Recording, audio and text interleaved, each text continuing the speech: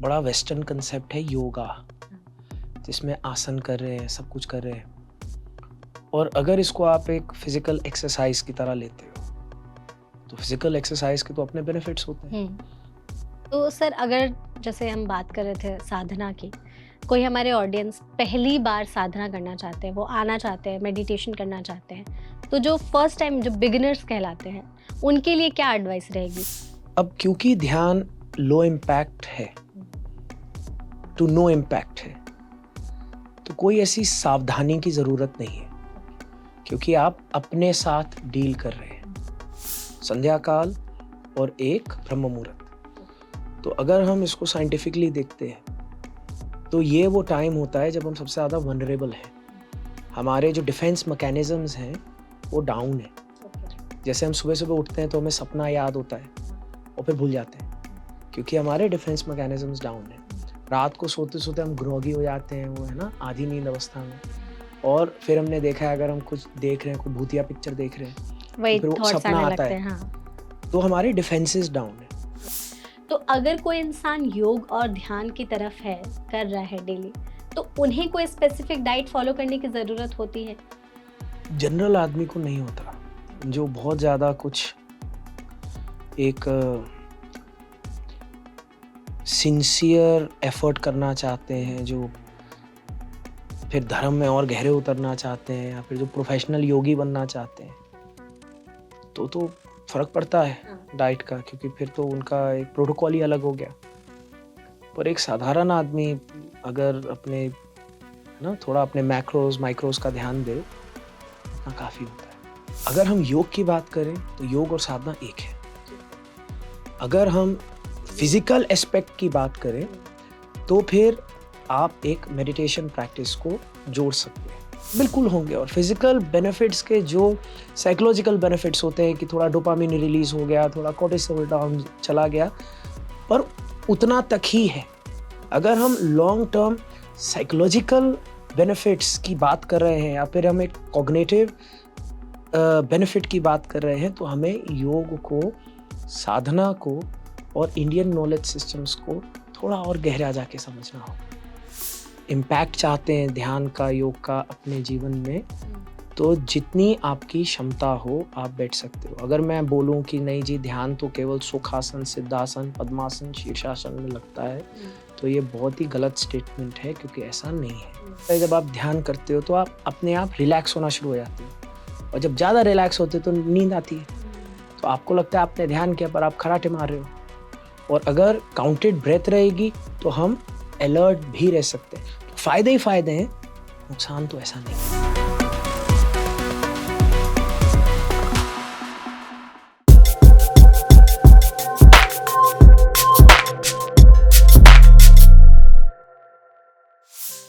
आजकल की जिस हिसाब से हमारी लाइफस्टाइल हो चुकी है, हम बहुत ज़्यादा परेशान रहते हैं, चिड़चिड़े रहते हैं, बात बात पर गुस्सा आ जाता है। अगर हम अपनी लाइफस्टाइल देखें, उसी वक्त अगर हम अपनी पेरेंट्स की लाइफस्टाइल देखें, तो हमें बहुत डिफरेंस दिखाई देगा।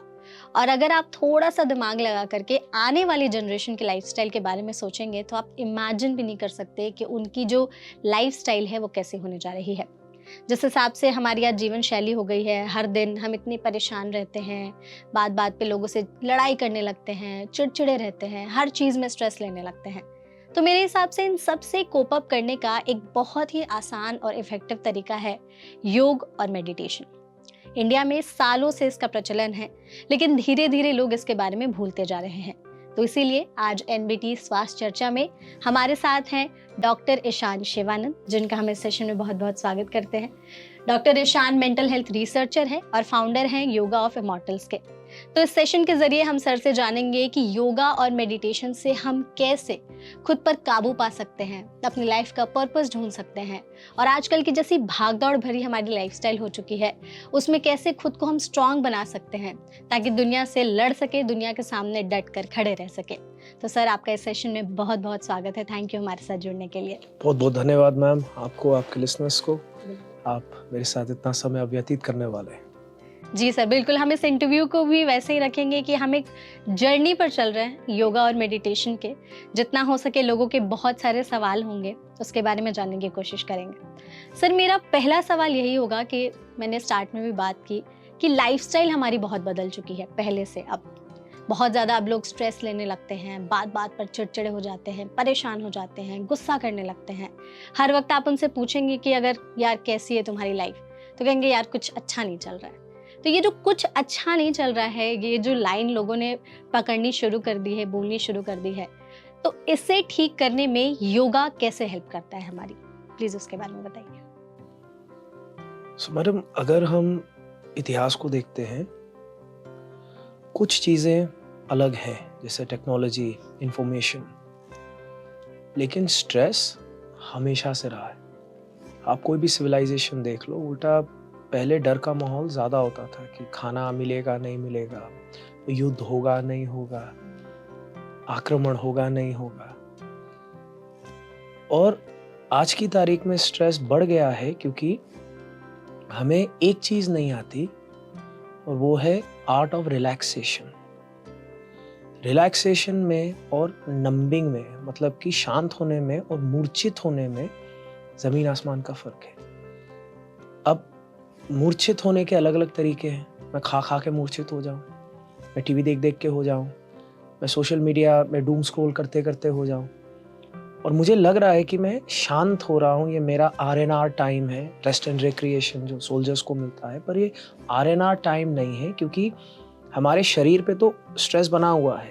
अगर इंफॉर्मेशन ओवरलोड हो रहा है तो हमारे मन पे भी स्ट्रेस है। आपको लग रहा है कि आप अपने कॉन्शियस माइंड से यूट्यूब वगैरह नहीं देख रहे, लेकिन आपका जो एक इंटरनल प्रोसेसिंग ऑफ इंफॉर्मेशन है, ओवरलोड है, सेंसरी ओवरलोड, वो बहुत ज़्यादा है। तो अगर आप योग को एक बहुत ही रूडिमेंट्री सेंस में समझने की कोशिश करते हैं, it is the art of relaxation, it is an art of conscious relaxation. और रिलैक्सेशन बहुत कीमती है, क्योंकि वही वो समय है जब हमारा माइंड अपने आप को हील करता है, हमारी बॉडी अपने आप को हील करती है। और लोग आज की तारीख में रिलैक्सेशन नहीं जानते, और योग जितना सीखेंगे उतना वो अपने आप को शांत करना सीखेंगे, उतना वो समझेंगे कि इस विचित्र दुनिया के साथ कैसे हमें डील करना है। और ये जो चिड़चिड़ाहट है, इट इज़ बिकॉज हमारे अंदर एक कमी है। अगर आप नहीं सोएंगे तो आप चिड़चिड़ाएंगे, अगर आपके पास सही भोजन नहीं होगा तो कोई एक कमी है जिसकी वजह से हम चिड़चिड़ा रहे हैं, गुस्सा कर रहे हैं। पर अगर हम वेल रेस्टेड हैं तो इतना गुस्सा नहीं आता। So we need to learn how to rest. हमें सीखना होगा कि खुद को शांत कैसे करें। बिल्कुल, ये चीज़ आपने सही की, जैसे कि आजकल लाइफ भी बहुत ज़्यादा फास्ट हो गई है। बहुत से लोग कहते हैं कि स्लो लोगों के लिए अब जगह नहीं बची है। आप जितना फास्ट होंगे, जितना जल्दी चीज़ों को सीखेंगे, तो इस जल्दी-जल्दी के चक्कर में ना लोग स्ट्रेस लेने लगते हैं। तो रिलैक्स करना बहुत ज़्यादा ज़रूरी है, मेंटली भी, फिज़िकली भी, ताकि हम आगे, जैसा आपने कहा, दुनिया से डील कर सकें। तो जैसे हम योग की बात कर रहे थे, तो बहुत सारे लोग कहते हैं कि योग से बहुत सारी बीमारियाँ ठीक हो जाती है। तो ये मेंटली और फिजिकली हमें कैसे हील करता है, और क्या सच में कहीं प्रूफ है कि योग करने से बहुत सारी बीमारियां ठीक हो सकती हैं? तो सबसे पहले तो हमें ये देखना होगा कि हम योग को डिफाइन कैसे करते हैं। एक बड़ा वेस्टर्न कंसेप्ट है योगा, जिसमें आसन कर रहे हैं, सब कुछ कर रहे हैं। और अगर इसको आप एक फिजिकल एक्सरसाइज की तरह लेते हो, तो फिजिकल एक्सरसाइज के तो अपने बेनिफिट्स होते हैं। इंजरी प्रिवेंशन होगी, मेटाबॉलिज्म अच्छा होगा, कार्डियोवैस्कुलर हेल्थ इतनी नहीं होगी, क्योंकि योग, अगर प्राणायाम करते हैं तो होगी, क्योंकि योग एक लो इम्पैक्ट एक्सरसाइज है। तो जो हेल्थ बेनिफिट्स हैं योग के, उसमें तो बहुत सारे साइंटिफिक योगा के, क्योंकि योग अलग है, योग प्राचीन है, योग इंडियन नॉलेज सिस्टम्स है, योग हमारे कॉग्निटिव जो सेरिब्रल कोर्टेक्स है, हमारे नर्वस सिस्टम है, उस पे आधारित है, हमारे एंडोक्रिनोलॉजी पे काम करता है। तो उसके साइकोलॉजिकल बेनिफिट्स कई गुना ज़्यादा हैं। और योग को समझने के लिए हमें IKS जो इंडियन नॉलेज सिस्टम्स हैं उनको समझना होगा। लेकिन आज की तारीख में जो एक योग का एक बहुत छोटा हिस्सा, जो उसका फिजिकल एस्पेक्ट है, वो ही ज़्यादा प्रचलित है। तो इसलिए अगर आप किसी बच्चे से सड़क पे पूछते हैं या जेनजी से पूछते हैं कि योग क्या है, उसको लगता है उसको पता है, क्योंकि उसके जिम में एक कोई क्लास हो रही है योग, और उसमें वो आसन कर रहे हैं, ये कर रहे हैं, वो कर रहे हैं। तो उसके फिजिकल बेनिफिट्स बिल्कुल होंगे, और फिजिकल बेनिफिट्स के जो साइकोलॉजिकल बेनिफिट्स होते हैं कि थोड़ा डोपामिन रिलीज हो गया, थोड़ा कोर्टिसोल डाउन चला गया, पर उतना तक ही है।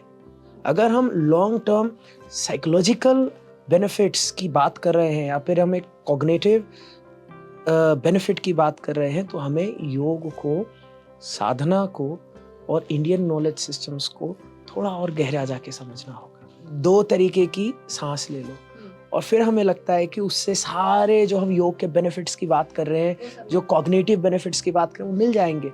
नहीं मिलेंगे। आपको फिजिकल बेनिफिट्स मिल जाएंगे। अगर आप भुजंग आसन कर रहे हैं तो ठीक है, आपकी हिप्स वगैरह अच्छी हो जाएंगी, लेकिन जो एक माइंड बॉडी कनेक्शन है, जो एक कॉग्निटिव एस्पेक्ट है, उसके लिए गहरा उतरना पड़ेगा, और तब आती है साधना, मेडिटेशन। बिल्कुल, जैसा मेडिटेशन की आपने बात छेड़ी दी, इसके बारे में भी हम जानने वाले थे। मेडिटेशन के बारे में बताइए, और योगा और मेडिटेशन कितने अलग है एक दूसरे से, और क्या दोनों को साथ में करना चाहिए, इसके बारे में प्लीज बताइए। अगर हम योग की बात करें तो योग और साधना एक है। अगर हम फिजिकल एस्पेक्ट की बात करें तो फिर आप एक मेडिटेशन प्रैक्टिस को जोड़ सकते हैं। देखिए, बहुत ज़रूरी है कि हम समझें, इशू अब हमारे माइंड में है, स्ट्रेस अब हमारे माइंड में है, तो बहुत कीमती है कि हम अपने विचारों से जूझना सीखें। हम एक कंटेम्पलेटिव एलिमेंट हमारे लाइफ में लेकर के आए, क्योंकि आज की तारीख में अभी जो हमने डिस्कशन किया था, एक सेंसरी ओवरलोड है, तो एक फ्री थॉट खत्म होता जा रहा है, बंधते जा रहे हैं हम चीजों में, बंधते जा रहे हैं, और साथ में एक अवेयरनेस नहीं है। अब अवेयरनेस होती है तो चॉइस होती है। अगर हर समय हम क्रॉनिकली फेटीग्ड रहेंगे, थके हुए रहेंगे, तो फिर हम सोचना ही नहीं चाहते। क्यूरियोसिटी चली गई। What makes us human is our curiosity.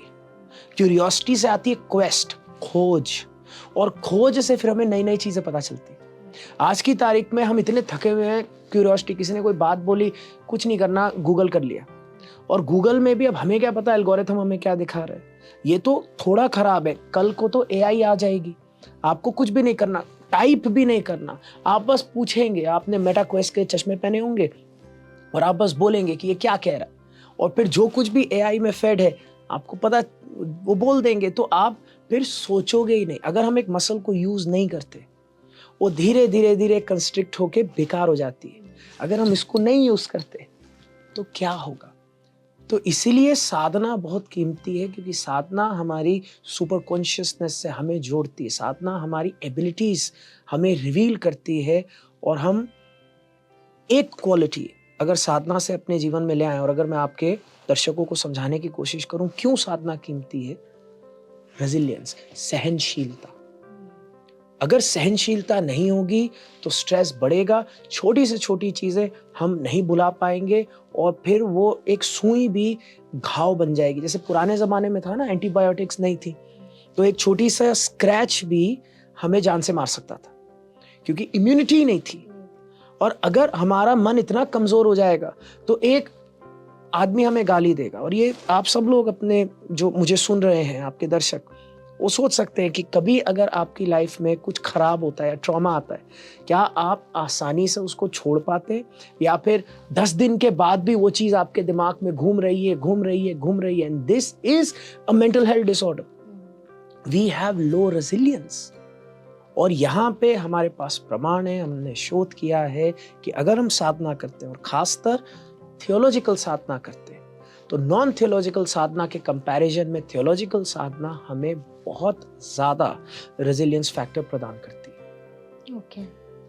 तो सर, अगर जैसे हम बात कर रहे थे साधना की, कोई हमारे ऑडियंस पहली बार साधना करना चाहते हैं, वो आना चाहते हैं, मेडिटेशन करना चाहते हैं, तो जो फर्स्ट टाइम, जो बिगिनर्स कहलाते हैं, उनके लिए क्या एडवाइस रहेगी कि अगर वो पहली बार कर रहे हैं तो किन चीज़ों से सावधानियां बरतें, क्या ध्यान में रख करके उन्हें साधना की तरफ बढ़ना चाहिए? तो सबसे पहले तो साधना थोड़ा गहरा शब्द है। आपके दर्शकों के लिए सरल करने के लिए चलो इसको हम बोलते हैं ध्यान। ध्यान। ठीक है, ध्यान। अब क्योंकि ध्यान लो इम्पैक्ट है, टू नो इम्पैक्ट है, तो कोई ऐसी सावधानी की जरूरत नहीं है, क्योंकि आप अपने साथ डील कर रहे हैं। समस्या तब आती है अगर जैसे आज की तारीख में माइंडफुलनेस बहुत प्रचलित है। माइंडफुलनेस जो शब्द है उसको 70 के दशक में एक वैज्ञानिक हुए थे, जॉन खम्बार्ट-जिन। उन्होंने बहुत इस पे विचार किया था और बहुत पेपर लिखे थे। और ये जो उनको प्रेरणा मिली थी वो भी एक IKS से ही मिली थी, इंडियन नॉलेज सिस्टम, जो कि बौद्ध सोच से प्रभावित था। अब बौद्ध सोच में हमारी होती है नॉन जजमेंटल अवेयरनेस। हम बस अपने विचारों को देखते हैं या अपनी सांस को देखते हैं, कोई एक हट नहीं करते, बस देखना है और बिना किसी जजमेंट के देखना है। लेकिन एक बौद्ध के लिए ये साधना आसान हो जाती है, क्योंकि उस मार्ग में चलने से पहले भी आप पहले बुद्धम शरणम गच्छामि, संघम शरणम गच्छामि, धम्मम शरणम गच्छामि, मतलब सब कुछ छोड़ दिया है ना। तो अब अगर आपने सब कुछ छोड़ दिया तो फिर टेंशन किस बात की।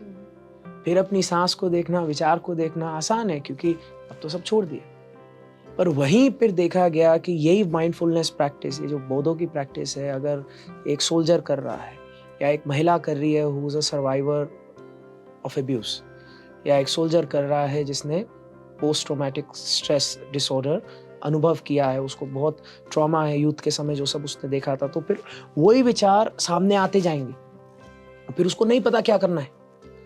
तब फिर हम चाहते हैं कि हमारा भला हो, लेकिन काउंटर प्रोडक्टिव हो सकता है। तो जब हम IKSs को देखते हैं तो ये चीज़ थोड़ा वेस्ट में वो लोग समझते नहीं है, क्योंकि वो शास्त्रों को इतना गहराई से नहीं देखते। तो जो चीज़ शाइनी लगती है, ग्लिटर एंड गोल्ड की तरह, उसको उठा लेते हैं और फिर उसको रिक्रिएट करने की कोशिश करते हैं। पर अगर सही मायने में हम ध्यान की अवस्थाओं को देखते हैं और हम हमारे फिलोसफर्स को स्टडी करते हैं, तो उन्होंने बताया है कि धीरे धीरे हमें अपनी धारणा सिद्ध करनी है, फिर ध्यान, और फिर अंत में समाधि आता है। तो अगर आप अंदर जाना चाहते हैं, you will have much better chance of success अगर आपके पास विधि हो। और विधि हो सकती है instead of just awareness, we have conscious awareness. मतलब कि सिर्फ अपनी सांस को देखने के बजाय अपने सांस को संचालित करो। तो ये तो या काउंटेड ब्रेथ हो गई या प्राणायाम हो गई, तो इससे ज्यादा अच्छा ध्यान लगेगा। और या फिर मंत्रात्मक कर दो कि मंत्र के साथ सांस ली, सांस निकाली, तो फिर एक जो पकड़ है वो ज्यादा सरल हो जाएगी।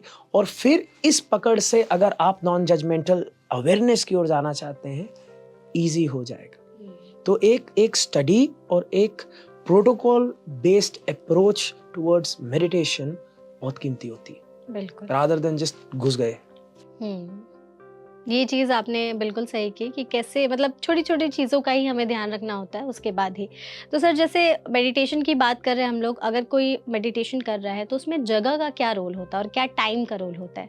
कोई पर्टिकुलर टाइम है कि इसी टाइम पर हम ध्यान लगाएंगे तो इसके बेनिफिट्स हमें ज़्यादा मिलेंगे, और किसी एक जगह पे हमने शुरू किया तो क्या उसी जगह पर कंटिन्यू करें या फिर जगह चेंज कर सकते हैं? उसके बारे में प्लीज़ बताइए, बहुत लोगों को इसको लेकर कन्फ्यूजन रहती है।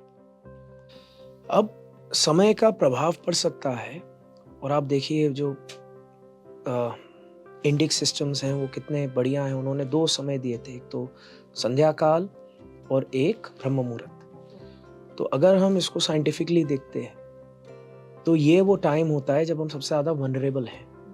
हमारे जो डिफेंस मैकेनिज्म्स हैं वो डाउन है। जैसे हम सुबह सुबह उठते हैं तो हमें सपना याद होता है और फिर भूल जाते हैं, क्योंकि हमारे डिफेंस मैकेनिज्म्स डाउन है। रात को सोते सोते हम ग्रोगी हो जाते हैं, वो है ना, आधी नींद अवस्था में। और फिर हमने देखा है, अगर हम कुछ देख रहे हैं, कोई भूतिया पिक्चर देख रहे हैं, तो फिर वो सपना आता है। हाँ। तो हमारे डिफेंसेस डाउन है, और ये जो टाइम है ये बड़े क्रिटिकल टाइम है। तो उन्होंने कहा ये टाइम आप भगवान को दो। अब वो कह रहे थे भगवान को, लेकिन वो चाहते थे कि हम अपनी मेंटल हेल्थ को, अपनी ध्यान, अपनी एक स्पिरिचुअल प्रैक्टिस को दें। ताकि ये टाइम जो क्रिटिकल है, जब हमारे डिफेंसेस डाउन है, हम अपने अंदर कचरा ना डाल दें। और ज़्यादातर क्या होता है इस टाइम पे, हम सबसे ज़्यादा कचरा डालते हैं। सुबह उठते हैं, फ़ोन देखते हैं, सोने से पहले फ़ोन देखते हैं। तो ये टाइम्स अच्छे हो सकते हैं जिससे वी कैन यूटिलाइज। पर अगर नहीं टाइम ये बनता तो कोई भी एक टाइम मैं सजेस्ट करता हूँ, हैबिट बहुत ज़्यादा मैटर करती है। अगर हम पावलोव के रिसर्च को देखते हैं, हम जो एक बिहेवियरलिस्ट साइकोलॉजिस्ट को स्टडी करते हैं, तो उसमें देखा गया है कि एक ही चीज़, एक ही रेपिटेशन, एक ही सीक्वेंस, जिसको हम तप कह सकते हैं, अगर होगा तो ध्यान करना आसान हो जाएगा। अगर एक हमने समय बांधा हुआ है अपने दिमाग में और फिर हमने अपने आप को रीइंफोर्स किया है, तो वो समय आएगा, ध्यान करना आसान हो जाएगा। और अगर रैंडमाइज्ड होगा तो प्रॉब्लमैटिक हो सकता है, क्योंकि आपका मन हर जगह होगा, तो आप खुद ही से लड़ रहे हो ध्यान करते समय। और वही चीज स्थान के साथ भी होता है। अगर एक स्थान है जिस स्थान के साथ आपकी साइकोलॉजिकल अटैचमेंट है, जिस स्थान में आपने कुछ चीज़ें रखी हैं जो आपको शांति देती हैं, मान लीजिए अगर आप थियोलॉजी में विश्वास रखते हैं तो आपने अपना भगवान रखा है, आपने अपने धूप दिया बत्ती रखा है, तो उसका अपने आप वहाँ गए तो एक इम्पैक्ट होना हम पे शुरू, एक जो नॉन वर्बल इम्पैक्ट होता है कि हाँ हमें शांति महसूस हो रही है, ध्यान करना आसान होगा। और वही अगर मैं आपको शॉपिंग मॉल के अंदर बोलूं, जो आपकी ब्रेन एसोसिएट ही नहीं कर पा रही कि ध्यान करो। एक्सपर्ट्स हैं, आउटलायर्स हैं जो कहीं भी ध्यान कर सकते हैं। मेरे खुद के गुरु कहीं भी पे भी बैठ के शुरू हो जाते थे, है ना। तो उनके साथ हम ना कंपेयर करें, हमें अपने आप को जितनी सुविधा हो सके उतनी देनी चाहिए अगर हम शुरुआत कर रहे हैं। ओके। तो सर, जैसे हमने बात की जगह और टाइम की, बहुत सारे लोगों में फोकस की भी बहुत प्रॉब्लम होती है। शुरू में अगर ध्यान कर रहे होते हैं तो फोकस नहीं कर पाते हैं, ध्यान इधर उधर उनका भटकते रहता है। तो अगर हमें एक जगह ध्यान केंद्रित करके अगर मेडिटेट कर रहे हैं हम, तो उसके लिए क्या टिप्स और एडवाइस आप देना चाहेंगे हमारे लिसनर्स को कि उनका ध्यान इधर उधर ना भटके? प्रेपरेटरी एक्सरसाइजेस जैसे ब्रेथ वर्क हो गया। तो हमने जब योगा ऑफ इमॉर्टल्स पे रिसर्च करना स्टार्ट किया था, तो हम इंडियन नॉलेज सिस्टम्स पे स्टडी कर रहे थे और हमने मल्टीडिसिप्लिनरी डॉक्टर्स लिए और हम देखना चाहते थे कि कैसे एक आदमी ध्यान में जाता है, ध्यान का short term, mid term, long term impact क्या होता है मेंटल हेल्थ पर। तो हमने देखा अगर हम सीधा एक आदमी को बोलते हैं आप ध्यान करो, बहुत मुश्किल होता है और ज़्यादातर ध्यान नहीं लगता। वहीं अगर हम कुछ प्राणायाम की विधियां कर लें, और वो भी निर्धारित करता है कि आपका हेल्थ कहाँ पे। अगर आप कार्डियोवैस्कुलर पेशेंट हैं और मैं आपको बोलता हूँ कपालभाति करो, तो अच्छी बात नहीं है ना। या फिर आपकी सर्जरी होके हटी, मैं आपको बोलता हूँ भस्त्रिका वगैरह करो, तो अपनी बॉडी के हेल्थ के हिसाब से, हेल्थ और बॉडी, एज के हिसाब से, हाँ जी बिल्कुल, हेल्थ और बॉडी के हिसाब से आपने कुछ ब्रेथ वर्क एक्सरसाइजेस चुन ली, कुछ प्राणायाम विधियां चुन ली। और एक बहुत अच्छा सर्किट जो हो सकता है, अगर यंग है, अगर आप कर सकते हैं कि पहले कोई एक ऐसा ब्रेथ वर्क किया जिससे हार्ट रेट बढ़ जाए, जैसे भस्त्रिका हो गई, कपालभाति हो गई, अग्निसार हो गई। 10 से 20 बीपीएम हमें बढ़ाना है, बीट्स पर मिनट, और 1 मिनट वो कर लिया। फिर कोई ऐसा ब्रेथ वर्क जिससे हार्ट रेट बिल्कुल ड्रॉप कर जाए। अच्छा, नाड़ी शोधन हो गया या सूर्य क्रिया हो गई, कुछ भी हो गया जिससे एकदम स्लो हो गया। और फिर उसके बाद एक कुंभक में हम ब्रेथ को रिटेन करते हैं। तो अगर इस तरीके से हम करें कि हार्ट रेट ऊपर जाए, फिर नीचे जाए, फिर कुंभक, और 3 साइकिल इस चीज के हम कर लें, तो मतलब 30 सेकंड 30 सेकंड 30 सेकंड, और इसके बाद जब हम ध्यान करते हैं सरल होता है। ओके, तो कुंभक मतलब क्या, बैलेंस करना उस चीज को? कुंभक मतलब होता है रिटेंशन ऑफ ब्रेथ, कि हमने सांस अंदर लेके रोक ली या बाहर निकाल के रोक ली, और ज़्यादा देर करने की ज़रूरत है, हमें नीला नहीं बनना, हमें बस थोड़ा सा, उससे कंट्रोल आता है, उससे we get much more aware of our body. Okay, तो मतलब ये जैसे जिम में लोग जाकर के वार्म अप करते हैं, ये एक वार्म अप की तरह ही है। प्रेपरेटरी, बिल्कुल हाँ, बिल्कुल, कि वार्म अप कर लिया आप थोड़े से, जैसे आपने कहा 30 सेकंड हमें अपने सांस को और तेज करना है, 30 सेकंड कम, और फिर एक रिटेंशन वाला, और फिर उसके बाद अगर हम ध्यान करेंगे तो ज़्यादा इजी होगा हमारे और लिए। अगर आप थियोलॉजिकल है तो ध्यान से पहले प्रार्थना भी बहुत अच्छी रहती है ना। प्रार्थना में आपने आवाहन कर लिया, आपने मन ही मन जो भी आपकी हायर पावर है, आपने उसको बुला लिया। आपने जैसे हमारे भारत देश में हम 3 तत्वों को बहुत मानते हैं, गुरु तत्व, फिर शिव तत्व और शक्ति तत्व। शिव तत्व हो गया गॉड एलिमेंट, शक्ति तत्व हो गया ग्रेस, गुरु तत्व हो गया गाइड। तो अगर हम प्रार्थना कर रहे हैं, प्रार्थना में अपने आप देखा गया है, हमने बहुत बार थियोलॉजिकल एविडेंसेस जब हमने बटोरे तो हमने देखा कि जिन लोगों के अंदर ये साइकोलॉजिकल ट्रेट्स होती हैं जैसे फेथ, होप, ये बहुत मैटर करती हैं। तो अगर हम फिजिकल हेल्थ की बात करते हैं तो हम बात करते हैं न्यूट्रास्यूटिकल्स के बारे में, न्यूट्रिशन के बारे में, जैसे विटामिन सी हो गया, विटामिन डी हो गया। और अगर ये नहीं होगा तो आदमी बीमार पड़ जाएगा, स्कर्वी हो जाएगी, मैलनरिश हो जाएगा। तो वैसे ही साइकोलॉजिकल न्यूट्रिशन होता है। तो साइकोलॉजिकल न्यूट्रिशन में लव, कंपैशन, ये सारी चीज़ें आती हैं। और अगर बच्चे को वो नहीं मिलेगा तो वो फिर साइकोलॉजिकली मैलनरिश होना शुरू हो जाएगा। और ये हमने देखा है, अगर हम लव विदहोल्ड करते हैं, रीसेस मंकीज में बहुत रिसर्च किया है कि एक मंकी है, उसको ले लिया, उसको उसकी माँ से अलग कर दिया, तो वी विदहोल्ड द लव, उसको नहीं मिले, तो एक समय के बाद इरिवर्सिबल साइकोलॉजिकल डैमेज, पागल हो जाता है। तो हम भी अगर अपने आप को ये साइकोलॉजिकल न्यूट्रिशन नहीं देते तो फिर खैर वो तो बंदर है, पर कभी ना कभी हमारे मन पे भी एक प्रभाव पड़ना शुरू होगा। और अगर हम होप और फेथ को धर्म अधर्म की तरह ना देखें और साइकोलॉजिकल न्यूट्रिशन की तरह देखें, क्योंकि होप बहुत शक्तिशाली चीज है, आस्था। अगर होप, एक माँ को होप होती है तो बच्चे का ध्यान रखती है और बच्चे की सारी नॉनसेंस झेलती है। अगर आप होप हमारी ब्रेन से, मैं आपको लोबोटमाइज करके होप हटा दूं तो आधे से ज्यादा चीजें हम करेंगे ही नहीं। मैं एक यंग पर्सन से बात करता हूँ, यंग पर्सन बताता है कि वो 3 साल कैसे एक हाई स्ट्रेसफुल जॉब में था और फिर भी अपने आप को धकेले जा रहा था, 24 आवर ऑन कॉल। तो कोई तो एक होप होगी, वरना अगर मैं एज अ बायोलॉजिस्ट देखूं कि ये कोई पॉइंट है इस बात का कि 3 साल बस अपने आप को धकेले जाओ, फैमिली रो रही है, सब रो रहे हैं और बच्चा बस अपने आप को पुश कर रहा है, कोई तो होप होगी। और वो hope makes you more than what you can be. और देखा गया है कि जो फेथ है वो हमें वो स्ट्रेंथ देता है, वो काबिलियत देता है, वो सहनशीलता देता है जो एक साधारण व्यक्ति में नहीं होती। तो अगर हम अपने ध्यान में प्रार्थना को भी जोड़ देते तो बहुत ताकत आ जाती है। फोकस करना और बेटर भी हो जाएगा। अरे फोकस छोड़ो, डोपामीन, खुशी आ जाएगी। और अगर खुशी नहीं होगी एक प्रैक्टिस में तो वो फिर प्रैक्टिस मैकेनिकल है, रोबोटिक है। और फिर जब मौका मिलेगा हम उस प्रैक्टिस को छोड़ देंगे, है ना। लोग जिम जाते हैं, मजा नहीं आ रहा इसलिए तो फिर जाना बंद कर देते हैं। और अगर मैं बोलूं ध्यान करो और नहीं मजा आ रहा तो फिर नहीं करेंगे लोग। क्यों करेंगे? बोलेंगे मैं करता हूं पर करेंगे नहीं। और ये जो एक चीज है प्रार्थना, ये खुशी को ले आती है, ये उस चीज को स्वादिष्ट बना देती है। और अगर स्वाद आ गया मैडम, अगर स्वाद आ गया फिर आदमी खुद भागता है इस चीज के पीछे। ये चीज तो है, मतलब वही है कि खुशी जहाँ हमें मिलती है हम उस चीज की तरफ भागते ही हैं। तो ध्यान के लिए भी हमें ये डोपामिन जो आपने कहा उसकी ज्यादा जरूरत है, जिसके लिए प्रार्थना भी जरूरी है। और बहुत सारे, जैसे सर ने बताया, कुछ वार्म अप चीजें अगर आप प्रार्थना की जगह करना चाहते हैं तो वो भी कर सकते हैं। प्रार्थना के साथ, प्रार्थना की जगह नहीं, प्रार्थना के साथ। सर मूविंग ऑन, अभी जैसे डाइट पर बहुत ज़्यादा लोग फोकस करते हैं। हालांकि एक जनरेशन, मतलब एक ग्रुप ऑफ पीपल ऐसा है जो सिर्फ बाहर का खाना, जंक फूड्स, प्रोसेस्ड फूड्स खाते हैं, और एक वैसे जो धीरे धीरे बढ़ रहे हैं अच्छे खाने की तरफ।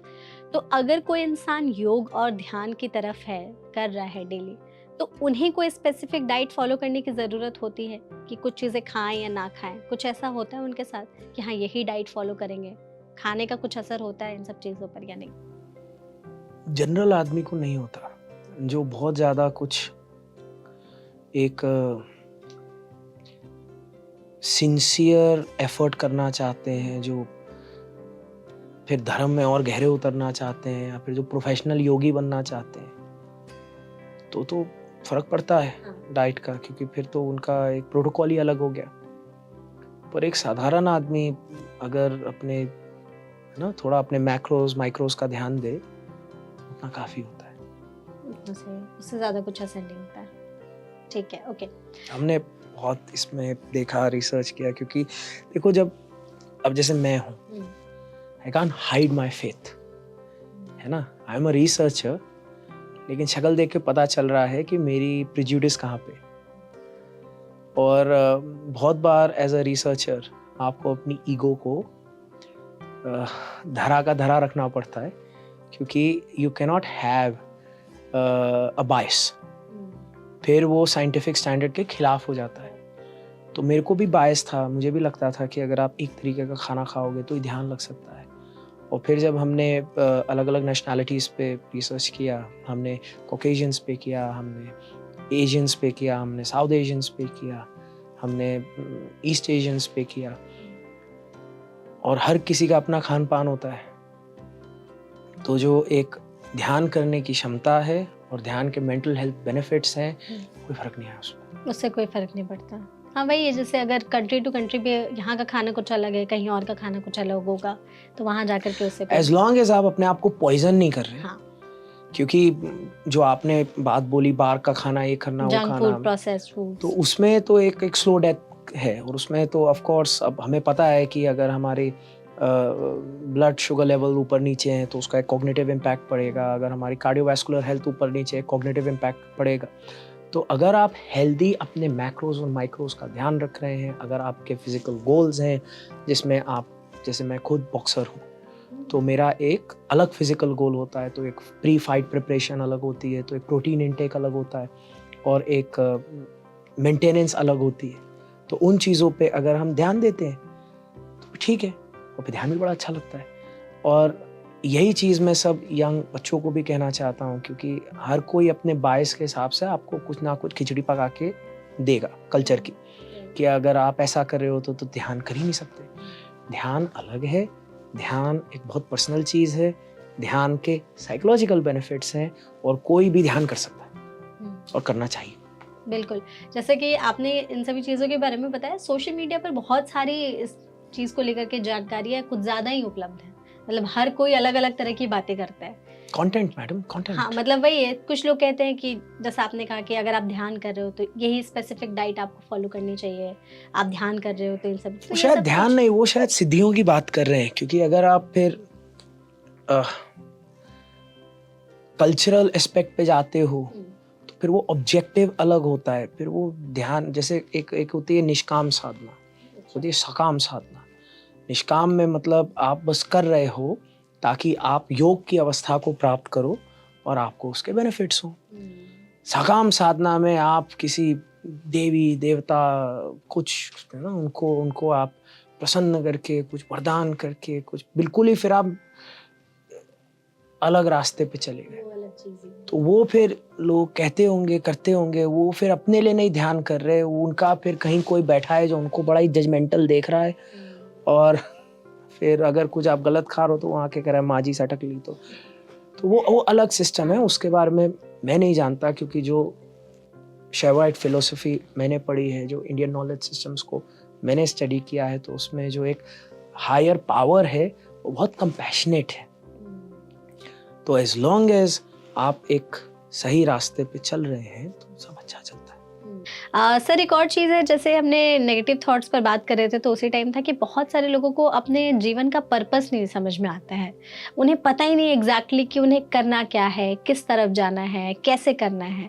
तो क्या इसमें योग और मेडिटेशन हेल्प कर सकते हैं अगर किसी को अपनी लाइफ का पर्पस ढूंढना हो तो? उसमें क्या कुछ हेल्पफुल है ये? शांति आएगी, शांत मन से सोच सकते हो। अगर चाबी खो जाती है और विचलित हो, चाबी नहीं मिलती। शांत होते हो तो याद आ जाता है। तो उसी तरीके से, और ये चीज़ मैंने देखी, लोग क्या करते हैं, वो ना रिबाउंड करते हैं। अब मैंने यंग जनरेशन में देखा है, एक रिलेशनशिप होती है तो फिर वो रिबाउंड कर देते हैं दूसरी पे, और फिर वो दोनों टॉक्सिक हो जाते हैं, फिर तीसरी पे। सेम चीज़ मैंने एडिक्ट्स में देखी। एक नशा छोड़ते हैं तो? हाँ जी, इसको कहते हैं कैलिफोर्निया सोबर, कि हार्म रिडक्शन करनी है। शराब पी के तो मैं लेट जाता हूँ, तो शराब नहीं करेंगे, गांजा करेंगे। पर जो बिहेवियर है वो सेम है, टॉक्सिक है। तो बहुत से लोगों को लगता है मैं पहले अपने टॉक्सिसिटी की वजह से भोग की ज़िंदगी जी रहा हूँ, और फिर उतने ही टॉक्सिक ये योग की ज़िंदगी में भी हो जाते हैं। तो जो एक पैटर्न था वो नहीं बदला, बस हमने स्थान बदल दिया। तो अगर हमें लगता है कि योग से सारे हमें आंसर्स मिल जाएंगे, तो आप वही कर रहे हो, कैलिफोर्निया सोबर। योग से हमें शांति मिलेगी, योग से हमें उस अनंत के साथ एक रिश्ता मिलेगा। अब जो आपका धर्म है उस पे आपको खुद अध्ययन करना है, वो किसी शास्त्र में नहीं लिखा होगा, वो आपको खुद खोजना होगा, आपका लाइफ पर्पस। और अगर आप ध्यान करोगे तो एक कनेक्शन ज़्यादा है। मैंने कुछ बच्चों से बात करता हूँ, are in good connection with their own selves, उनको पता है वो क्या चाहते हैं, so they have the power to say no with confidence. कोई उनके पास आता है, कहता है ये करें, ये ट्राई करें, ना जी, ये हमारा लाइफ ट्रैजेक्टरी नहीं है। तो ये जो एक विजन है, ये हमें योग साधना दे सकता है, और इसलिए योग साधना कीमती है, इस विजन के लिए, इस शांति के लिए। लेकिन बाकी चीजें फिर अपने आप में ही है। वही है कि योग और मेडिटेशन से हम शांत रह सकते हैं। जितना शांत रहेंगे, रिलैक्स रहेंगे, उतना ही हमें खुद से भी पावरफुल फील होगा और हमें समझ पाएगा, चीज़ों की अंडरस्टैंडिंग आई थिंक बेटर हो जाएगी जितना हो सकेगा। ठीक है सर, एक और चीज़ है, बहुत सारे लोगों को रहता है कि अगर रात में आप कुछ ना करो, रात में आपकी बॉडी की एनर्जी, जैसे हमने बात की, एकदम लो रहती है, तो क्या रात में योग और मेडिटेशन करना सही होता है? कई लोग कहते हैं कि अगर अच्छी नींद चाहिए तो सोने से पहले थोड़ा ध्यान कर लो या कुछ योग कर लो, तो उससे नींद अच्छी हो पाएगी। रात में कर सकते हैं या नहीं कर सकते? मैम, हमने एक बहुत बढ़िया सवाल है, क्योंकि insomnia costs billions of dollars to world governments. Insomnia is a precursor to cardiovascular health and a lot of health conditions. Right. बहुत सारे अभी केसेस में आए कि ना सोने की वजह से ही हार्ट अटैक के लोगों में चांसेस काफी ज्यादा बढ़ भी गए, और बहुत सारे लोगों को अटैक्स भी आए हैं। तो बेटर स्लीप के लिए वही। तो इंसोम्निया एक ऐसी चीज थी जो बहुत ज़रूरी था हमारे लिए शोध करना, खासकर जब हम नॉन फार्मास्यूटिकल प्रोटोकॉल्स को स्टडी कर रहे होते हैं। तो हमने पाया कि सीवियर इंसोम्निया 75 से 80% कम होता है अगर आप मेडिटेटिव प्रोटोकॉल्स करते हो सोने से पहले। हाँ जी, और ज़्यादा देर भी नहीं, 5-10 मिनट में बेनिफिट आ जाते हैं। तो अगर सीवियर इंसोम्निया है और अगर कोई आदमी रिसर्च पढ़ना चाहता है, जो हमने किया, वो पीयर रिव्यूड जर्नल्स में छपा भी है, very high impact score, like journals like frontier psychiatry. तो आप गूगल कर सकते हो yoga of immortals research findings, वहाँ पे आपको पूरा स्टेप बाय स्टेप मिल जाएगा, हमने क्या किया, क्या रिजल्ट आया। एग्जैक्ट स्टैटिस्टिक तो मुझे नहीं याद, पर it is in that spectrum of 75 to 80%, और ये एक बहुत बड़ा नंबर है। तो अगर हम बात करते हैं सोने से नींद नहीं आ रही, मेलाटोनिन खा लो, उसका भी इतना बेनिफिट नहीं है। अगर हम बात करते हैं सोने से पहले रेड वाइन पी लो, उसका तो कतई बेनिफिट नहीं है, बहुत बनाते रहते हैं। अगर हम कहते हैं सोने से पहले और लोग क्या क्या करते हैं, कोई भी बावलापना, बहुत हर चीज़ ट्रेंड में चली जाती है। सोने से पहले meditation helps, it does wonders and it will help you overcome insomnia. अगर आप सफ़र कर रहे हो तो ज़रूर करना चाहिए ना।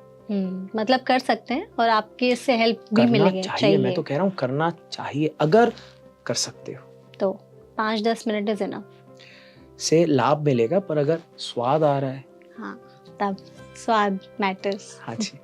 ओके सर, एक और चीज़ है कि जब भी हम योग करते हैं या साथ मतलब ध्यान करते हैं, तो मोस्टली तो चीज़ें बैठ कर ही करते हैं। तो बैठने की जो मतलब स्थिति होती है, उसकी क्या इम्पोर्टेंस है, और क्या है कि अगर गलत पोस्चर में बैठ गए या कुछ गलत तरीके से बैठ गए तो उसका कुछ साइड इफेक्ट होता है या कुछ अदर इफेक्ट्स देखने को मिलते हैं? ऑब्जेक्टिव अगर हम बहुत ही high level of yogic practice की ओर जा रहे हैं, जहाँ पे हम कोई कुंडलनी साधना कर रहे हैं या कोई तांत्रोक साधना कर रहे हैं, जिस लोगों के अलग अलग ऑब्जेक्टिव्स होते हैं, तो ये चीज़ें बहुत मैटर करती हैं। पर अगर आप एक साधारण व्यक्ति हैं जो कि कॉग्निटिव इम्पैक्ट चाहते हैं ध्यान का, योग का अपने जीवन में, तो जितनी आपकी क्षमता हो आप बैठ सकते हो। अगर मैं बोलूँ कि नहीं जी ध्यान तो केवल सुखासन, सिद्धासन, पद्मासन, शीर्षासन में लगता है, तो ये बहुत ही गलत स्टेटमेंट है, क्योंकि ऐसा नहीं है। लोग किसी भी, अब जैसे अभी हम लोग बैठे हैं, इसमें भी ध्यान लग सकता है। अगर मेरा कंफर्ट चौकड़ी मार के बैठने में है तो उसमें भी ध्यान लग सकता है।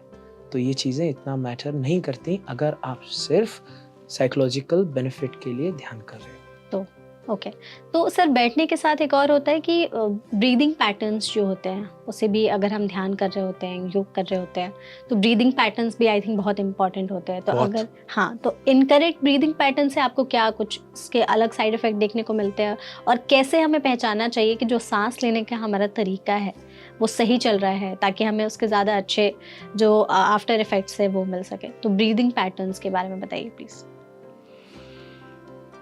तो एक चीज़ जो हम कर सकते हैं, आपके सब लिसनर्स कर सकते हैं, counted breath.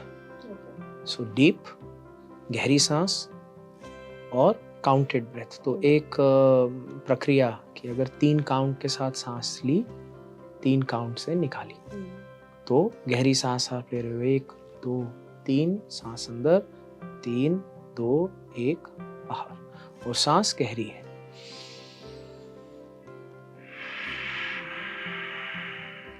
One, 2, 3, 3, 2, 1. That is a very easy thing that you can do. अगर हम बात करते हैं irregular breathing patterns की, तो देख लो कोई बीमारी ना हो, क्योंकि ये इरेथमिया चाहे कार्डियक हो चाहे कुछ हो, it's not nice. और जब बहुत सारी underlying health conditions होती हैं तब सांस नहीं आती, तो वो तो I would recommend कि आप हेल्थ पे फोकस करो। बट अदरवाइज आप कैसी भी सांस ले रहे हो, ध्यान पे नेगेटिव इम्पैक्ट नहीं है, पर अगर सही सांस लोगे तो पॉजिटिव इम्पैक्ट बहुत ज़्यादा है। और डीप ब्रेथ क्यों फायदेमंद है या काउंटेड ब्रेथ क्यों फायदेमंद है, क्योंकि फिर ये हमारे मन को भटकने से बचाता है। अदरवाइज हमारा मन तो बंदर है, कहीं भी जाएगा, कुछ भी करेगा। अगर हम एक काम दे देते हैं तो वो हेल्प करता है। और दूसरा, अगर हमें एंजाइटी है या हमें स्ट्रेस है और हम डीप ब्रेथ लेते हैं, तो देखा गया है कि हमारे सेंट्रल नर्वस सिस्टम को, सीएनएस को, पैरासिम्पैथेटिक नर्वस सिस्टम को भी कंट्रोल करता है, और ध्यान की विधि आसान है। तीसरा, बहुत बार क्या होता है, जब आप ध्यान करते हो तो आप अपने आप रिलैक्स होना शुरू हो जाते हो, और जब ज़्यादा रिलैक्स होते हो तो नींद आती है, तो आपको लगता है आपने ध्यान किया पर आप खराटे मार रहे हो। और अगर काउंटेड ब्रेथ रहेगी तो हम अलर्ट भी रह सकते हैं। तो फायदे ही फायदे हैं, नुकसान तो ऐसा नहीं। ऐसा कुछ नहीं है, मतलब वही जो आपने कहा काउंटेड ब्रेथ, उससे थोड़े से ज़्यादा चीज़ें लोग, मतलब अगर इनकरेक्ट ब्रीदिंग पैटर्न्स ना हो बस, तो उसके लिए काउंटेड ब्रेथ वाला जो आपने बताया उसको ट्राई किया जा सकता है, कर सकते हैं। और काउंटेड ब्रेथ में 3 काउंट होती है, 4 काउंट होती है, 5 काउंट होती है। 3 सबसे इजीएस्ट है, बिगिनर्स के लिए हाँ इजी जी। है। फिर जैसे जैसे आप अपने ध्यान की चीज़ें आगे बढ़ाएंगे तो आई थिंक वो 5 तक आ जाएंगी। हाँ जी। Take instruction. तो अगर किसी सिचुएशन में किसी को बहुत तेज, मतलब बहुत ज़्यादा गुस्सा आ रहा है कि अब एकदम कंट्रोल ही नहीं होगा, उस टाइम पर क्या करना चाहिए? कैसे ध्यान इस टाइम पे मदद कर सकता है? कुछ है ऐसी चीज़ें जो उस टाइम पे इंस्टेंट हम कर सकते हैं अगर किसी को बहुत ज़्यादा गुस्सा आ रहा है किसी सिचुएशन में? तो इंस्टेंट तो नहीं, पर प्रीएम्प्टिव कर सकते हैं। प्रीएम्प्टिव का माने ट्रेनिंग। अब मैं एक सोल्जर के साथ काम करता था जिसको पीटीएसडी था, PTSD, post traumatic stress disorder. उसने इराक के टूर्स किए थे और उसने बहुत सारे लोगों पे बहुत सारे जुल्म होते देखे थे, और उसका उसके मन पे बहुत ख़राब असर पड़ा, और उसने अपने बहुत मित्रों को खो दिया। उसके आसपास बम बम फटे तो एक शेल शॉक आ जाता है। अब उसकी वजह से उसके ऊपर जो एक इम्पैक्ट पड़ा था इस पीटीएसडी का, उसको एपिसोड्स आते थे ब्लैकआउट के। ब्लैकआउट माने उसको गुस्सा आता था, और जब गुस्सा आता था तो वो अपने आपे में नहीं है, वो बिल्कुल ही। और ये एपिसोड्स बहुत लोगों को आते हैं। ये जैसे आप किसी भी क्रिमिनल जेल में बैठ के बात करो, वो बोलेगा कि जी मैं तो अपने आपे में नहीं था, ये तो कुछ हो गया, मैं तो चाहता ही नहीं था, ये तो कर दिया। तो उसको भी वो ब्लैकआउट एपिसोड्स आते थे, और फिर उसको बहुत गिल्ट एंड शेम होती थी, और उस गिल्ट और शेम से बचने के लिए फिर वो अलग अलग पदार्थ लेता था। सेल्फ नंबिंग के लिए, चाहे अल्कोहल पे डिपेंडेंस हो या एसयूडी हो या एयूडी हो, अल्कोहल यूज डिसऑर्डर या एसयूडी सब्सटेंस यूज डिसऑर्डर। तो फिर उसने non theological non pharmaceutical modalities को एक्सप्लोर करना शुरू किया, क्योंकि फार्मास्यूटिकल मोडालिटी तो होती है कि आप फिर गोली खा लो और फिर आप हमेशा नम रहो, है ना। तो कोई आपको गुस्सा कर रहा है पर आप एकदम केमिकली लोबोटमाइज्ड हो, दिमाग चल नहीं रहा। तो वो नॉन फार्मा करना चाहता था क्योंकि ही वाज ट्रेन्ड, है ना, एंड उसके लिए उसकी बॉडी माइंड बहुत इंपॉर्टेंट था।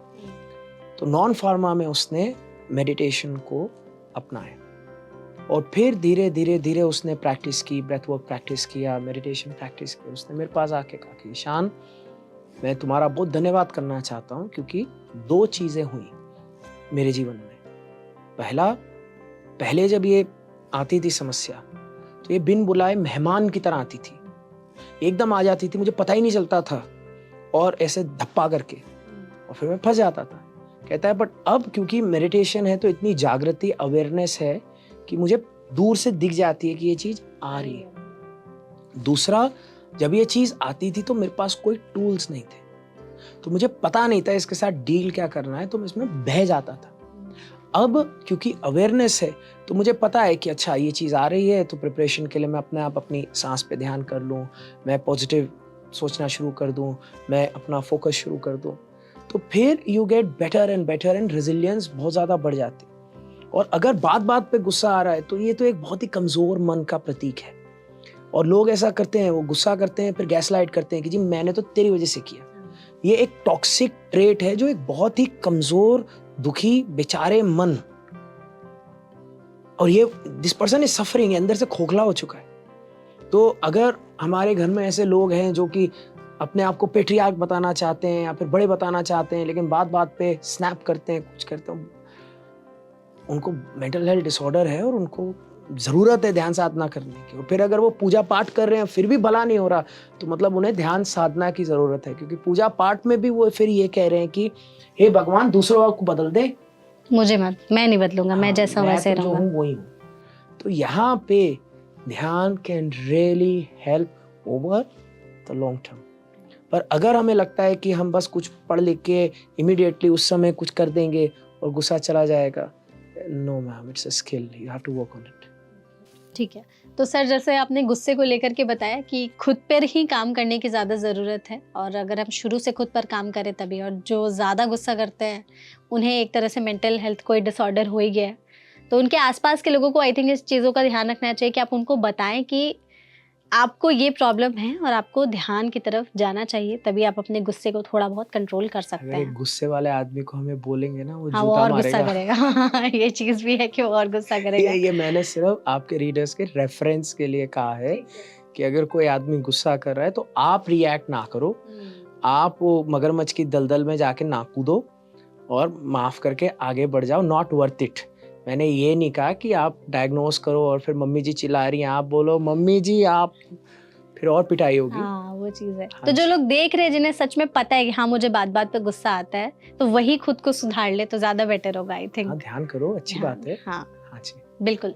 सर एक और चीज़ है, आजकल आपने भी बहुत ज़्यादा सुना होगा एक टर्म, डिप्रेशन।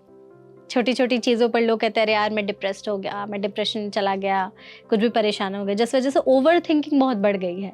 छोटी-छोटी चीज़ों में का मतलब हर चीज़ को लेकर के ओवर थिंक करना, डिप्रेस्ड हो जाना। तो ऐसे लोगों के लिए मेडिटेशन कैसे उनको हील कर सकता है, जो बात-बात पे डिप्रेस्ड हो जाते हैं? या वो सच में उन्हें कोई मेंटल हेल्थ डिसऑर्डर है, या वो लोग सिर्फ ऐसे ही बोलते हैं कि यार, या उन्हें एक्चुअल में डिप्रेशन का मतलब नहीं पता? मैम, वो तो सब्जेक्टिव मैटर है, तो मैं ऐसे ब्लैंकेट स्टेटमेंट तो नहीं दे सकता। पर पहली चीज, आजकल का टर्म नहीं है, डिप्रेशन बहुत पुराना है। और हमारे शास्त्रों में भी बात की है हमने लैक ऑफ मोटिवेशन, डिप्रेशन की। पूरा योग वशिष्ठ इस बात पे आधारित है। इट्स अ साइकोलॉजिकल मैनुअल कि जब भगवान राम लीला कर रहे थे और जब वो बच्चे थे तो उनकी लाइफ में भी एक फेज आया था मेलंकोली का, और उनको फिर कुछ करने का मन नहीं करता था। एक वो जो सिम्टम्स होते हैं ना कि मेरे को नहीं करना, life is purposeless, nihilism, this that. तो तब महर्षि वशिष्ठ आए थे और उनसे फिर आगम निगम शास्त्र हुआ था, सवाल जवाब। अच्छा। एक तरीके की मैन्यूस्क्रिप्ट कह सकते हैं, and it's a masterpiece in psychiatric manuals. और उसमें फिर भगवान राम उस स्टेट से बाहर आए, तो खैर महान आए, वो तो लीला ही कर रहे हैं हम सबके लिए।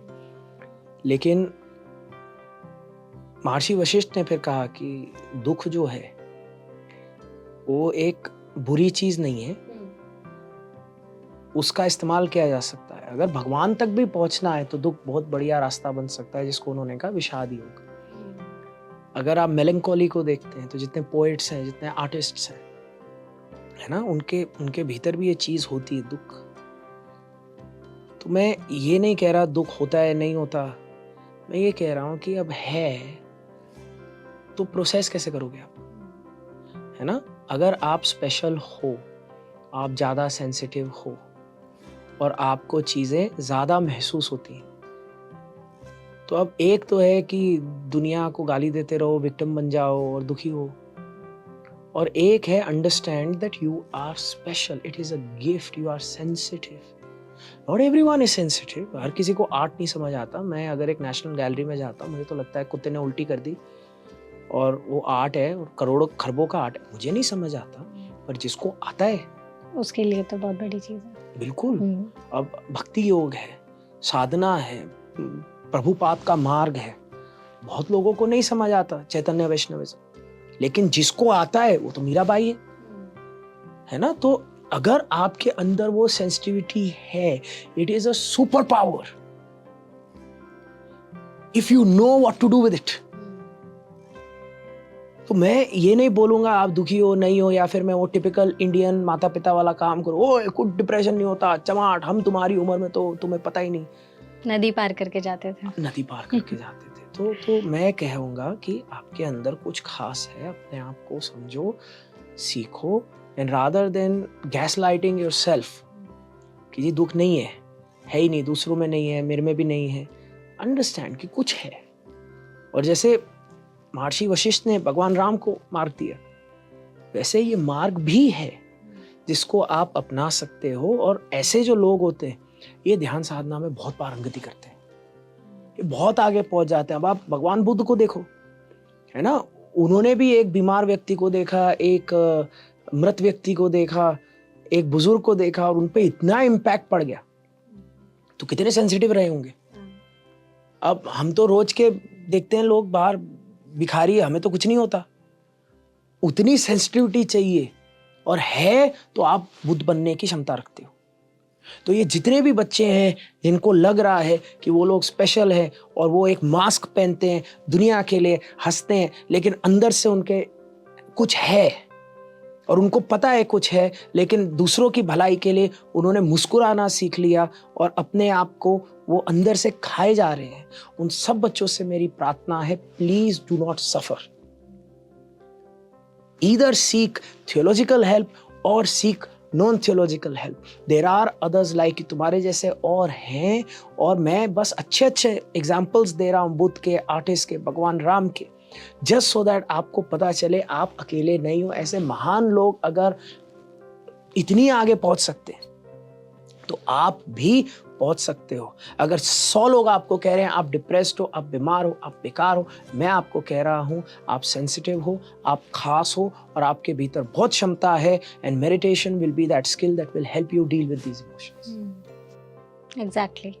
तो जिन लोगों के साथ, मतलब जो लोग जिन्हें लगता है कि वो डिप्रेस्ड हैं, उन्हें मेडिटेशन स्टार्ट करनी चाहिए ताकि वो खुद को। सेंसिटिव डिप्रेस्ड एक बहुत स्ट्रॉन्ग लेबल है मैम, जो कि अगर डायग्नोस नहीं की गई तो नहीं यूज करनी चाहिए। तो ऐसी बात हो गई कि मैं बाहर जाके बोलूं कि मैं ऑटिस्टिक हूँ, है ना, तो जितने लोग सही मायने में ऑटिस्टिक हैं, कितनी गलत बात हो जाएगी। तो ये जो वर्ड है ना, ये लाइटली नहीं लेना चाहिए, क्योंकि ये जो बीमारी है इससे लोगों की जान जाती है, और ये बहुत एक सेंसिटिव टॉपिक है, सीरियस सेंसिटिव। तो ये मेरी सभी आपके लिसनर से रिक्वेस्ट है कि अगर आप अनडायग्नोस्ड हो, stop using these words lightly, ताकि जो लोग सही में सफर कर रहे हैं ना, आप उनकी समस्या को वाटर डाउन कर रहे हो। राइट। बिल्कुल। सर जैसे अभी हम लोगों ने डिप्रेशन की इतनी सारी बात कर ली तो एक और चीज़ है खुशी। खुश कैसे रहा जा सकता है? कैसे हम अपने मतलब दिमाग को मेंटली हम खुश रह सकते हैं? क्योंकि बात-बात पर लोगों को टेंशन लेने की आजकल आदत हो गई है। खुशी आई थिंक पता नहीं कहाँ चली गई है। लोग खुश ही नहीं हो पाते, मुझे लगता है ऐसा। जिसे देखो परेशान ही रहते हैं। तो सर प्लीज़ उसके बारे में बताइए कि हम कैसे खुश रह सकते हैं? सच में खुश रह सकते हैं? मैडम, लोग खुश नहीं हैं क्योंकि आप दुनिया को खुशी की परिभाषा दे रहे हैं, है ना? अगर आप विज्ञापन देखते हैं तो हर विज्ञापन आपको कुछ ना कुछ सिखा रहा है कि खुशी है जब गाड़ी है, फिर खुशी है जब ये है, फिर खुशी है जब दीवार पे फलाना पेंट है। मटेरियलिस्टिक चीज़ों पर ज़्यादा लोग वो करते हैं कि आपके पास ये सारी चीज़ें हैं तभी आप खुश हैं। हाँ जी, एक सोसाइटल प्रोग्रामिंग हो रही है और इस प्रोग्रामिंग से मैंने देखा है लोग डिसग्रंटल हो जाते हैं क्योंकि वो सब कुछ करते हैं जो सोसाइटी ने कहा और खुशी नहीं मिलती। तो सबसे पहले तो हम एक चीज़ को समझ लें कि जो हमें सिखाया जा रहा है कि ये सब होगा तो खुशी होगी, ये एक फैलेसी है, ये झूठ है। मैंने हर तबके के व्यक्ति के साथ काम किया है अपनी प्रैक्टिस में और मैं अमीर से अमीर लोग जानता हूँ जो डिप्रेस हैं। लॉस एंजलिस कैलिफोर्निया में आपको आए दिन खबर आती है कि लोग जिनके पास सारा सक्सेस था, जो दूर से तो खुश होने चाहिए थे, वो ओडी करके उन्होंने अपने प्राण त्याग दिए ओवरडोज ड्रग्स पे। तो हमें इस बात को समझना होगा, ये फैलेसी हमें ओवरकम करनी है कि इतने सब के बाद फिर खुशी, हम खुशी चेज़ करें, नहीं, खुशी आज है। बाकी सब जो करना है करो, पर खुशी आज है। आप वो सारी चीज़ें खुशी के साथ कर सकते हैं। इसलिए हमारे इंडियन नॉलेज सिस्टम्स में कहा जाता था अहम ब्रह्मास्मि। हमारे उपनिषद में भी कहा जाता है कि अहम ब्रह्मास्मि, कि जो अनंत है वो मेरे भीतर है। शिवोहम, हमसा शिवा सोहम हमसा, जो दिव्य है वो मेरे भीतर है। इसलिए जो कुछ करना है करो, लेकिन कुछ समय भीतर डुबकी मारने में लगा, ताकि उस अंदर की खुशी को आप अनुभव कर सको और फिर उसे ही आउटवर्डली प्रोजेक्ट करो। क्योंकि आपने जो अपने लिए मार्ग चुना है उस पे तो चलना ही है। तो या तो हम दुखी दुखी चलेंगे या खुशी खुशी चलेंगे। अब अगर आपके बच्चे हैं, आप उन्हें पालने तो हैं ही, या आप फ्रस्ट्रेट होके पालोगे कि एक दिन जब ये इंजीनियर बन जाएगा तब मैं खुश होंगी, और मजे की बात अगर नहीं बना तो और खुशी 20 साल प्रोक्रास्टिनेट हो गई, है ना? तो if I am chasing happiness, I will always chase happiness. And the art of Sadhana says nothing controls your happiness except you. कोई और कंट्रोल नहीं करता, आप ही करते हो। और इसलिए हम ध्यान करते हैं, इसलिए हम साधना करते हैं, क्योंकि इसी से ही सच्ची खुशी आ सकती है और किसी चीज से नहीं आ सकती। आप कितना भी इस पे शोध कर लो, इकोनॉमिक्स में भी हमारे पास लॉज ऑफ हाइपरबोला है। आज जो चीज खुशी दे रही है कल को वो दुख देगी ही देगी। मैं जब भारत आया कुछ समय पहले, तो बड़े दिनों बाद आया, तो मेरा बड़ा मन था ये भी खाऊं, वो भी खाऊं, ये भी खाऊं, बड़ी खुशी मिली।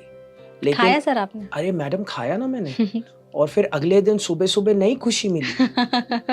वही चीज जो खुश देती है वो बाद में दुख दे रही है। क्या खाया सर वैसे आपने, प्लीज बताना चाहेंगे? मैडम, मेरा बड़ा मन था चटपटा खाने का। मेरा बड़ा मन था सोया चाप होते हैं ना, वो खाने का, रोल बनाने का, वड़ा पाव खाने का, और समोसे खाने का, खस्ता कचौड़ी खाने का। और जब मैं लखनऊ गया मैंने सब कुछ खाया इंक्लूडिंग मक्खन मलाई। और फिर उस टाइम सुख मिला? फिर अभी तक मैं दुखी हूँ। So what you think gives you happiness, there's a hyperbola। थोड़ा थोड़ा खुशी देगी, फिर वही चीज दुख देगी, फिर वही बच्चा बीवी खुश, वही दुखी। तो it is not about chasing, it is about finding that truth। और इसीलिए जो भारत है उसको कहते हैं द लैंड ऑफ सनातन। सनातन मतलब इटर्नल ट्रुथ। और ये सनातन क्यों आया? क्योंकि मैम आप देखो, किसी और सिविलाइजेशन के पास इतना टाइम ही नहीं था, वो बर्बाद हो गए 1000-2000 साल में। आप जस्टिनियन एम्पायर्स को देखो, आप ग्रीस को देखो, मैसेडोन को देखो, इजिप्ट को देखो, आप मायंस को देखो, वो क्योंकि बर्बाद हो गए। तो उनको मौका ही नहीं मिला ये जो साइकोलॉजिकल ट्रुथ्स हैं इनको खोजने का। और भारत क्योंकि एक कंटिन्यूअस सभ्यता है, तो भारत ने देख लिया, बड़ी बड़ी एम्पायर्स देख ली, सिविलाइजेशंस देख ली, और इसलिए उन्होंने फिर कहा कि ये सब भी है, सक्सेस भी है, साइंस भी है, लेकिन सबसे कीमती सनातन है। और सनातन क्या है? The art of happiness, the eternal truth. Nothing changes about this. दुनिया में हर चीज बदल जाएगी, रथ की जगह गाड़ी आ जाएगी, गाड़ी की जगह प्लेन आ जाएगी, लेकिन जो हम हैं और हमारा दिमाग है और हमारी खोपड़ी कैसे काम करती है, ये एक सनातन है। और इस सनातन में अगर परब्रह्म नहीं होगा, योग नहीं होगा, उसके साथ जुड़ना नहीं होगा, तो फिर दुख है। फिर Rome will burn and Nero will play the fiddle. And that's why I am proud that I have a connection to the Indian knowledge systems. Right, बिल्कुल सर। इस कॉन्वर्सेशन से एक चीज हम लोग ये कंक्लूड कर सकते हैं कि आपकी खुशी आपके हाथ में है। हाँ जी, है ना? क्यों बिल्कुल नहीं? कि आप खुद को ही खुश रख सकते हैं, कोई और आपको खुश नहीं रख सकता अगर आप रहना चाहते हैं तो। बिल्कुल, आपकी खुशी आपके हाथ में, यहाँ पे उसको स्टॉप कर देते हैं। बस हाँ जी, कि आपके हाथ में है, आप अपने आप को खुश रखें। क्योंकि जहाँ कोई और इक्वेशन में आता है ना, फिर रायता फैल जाता है। फिर मामला गड़बड़ हो जाता है। हाँ जी, बिल्कुल ठीक है। सर आई थिंक इसी के साथ हम इस इंटरव्यू को एंड करते हैं। मुझे तो पर्सनली बहुत मज़ा आया सर, आपकी जो ऑरा है, जो प्रेजेंस है, उसके साथ इतनी तरह की बातें करके, योग पर, मेडिटेशन पर जो बात की, उससे मुझे तो बहुत खुशी मिली। आई थिंक ऑडियंस जो हमारे इस इंटरव्यू को देख रहे होंगे, उन्हें भी अपने तमाम सवालों के जवाब भी मिल गए होंगे और उन्हें भी अच्छा लगा होगा इस इंटरव्यू सेशन को। प्लीज़ सर आप अपना फीडबैक दीजिए कि आपको कैसा लगा हमारे साथ जुड़ करके इस सेशन में। मैम आप बहुत अच्छे इंटरव्यूअर हैं। मैं आपके सवालों के जवाब नहीं दे रहा था, मैं आपको जवाब दे रहा था। और आई थिंक ये आपकी स्किल है कि आपने इतना अच्छा इंटरव्यू लिया। आई होप जितने लोगों ने सुना उनको लाभ हुआ होगा, और उन सब लोगों को मेरा प्रणाम, उनके भीतर की दिव्यता को मेरा प्रणाम, और मैडम आपको तो बहुत ही ज़्यादा प्रणाम। बिल्कुल sir, thank you so much हमारे साथ जुड़ने के लिए। और आप यहाँ पर आए, आपने हमें टाइम दिया, इतने अच्छे सारे सवालों के जवाब भी दिए, और मुझे तो पर्सनली बहुत अच्छा लगा आपसे मिल करके। तो thank you so much, and thank you audience. ऐसे और भी वीडियोज़ के लिए आप हमारे चैनल NBT लाइव से जुड़े रहिए।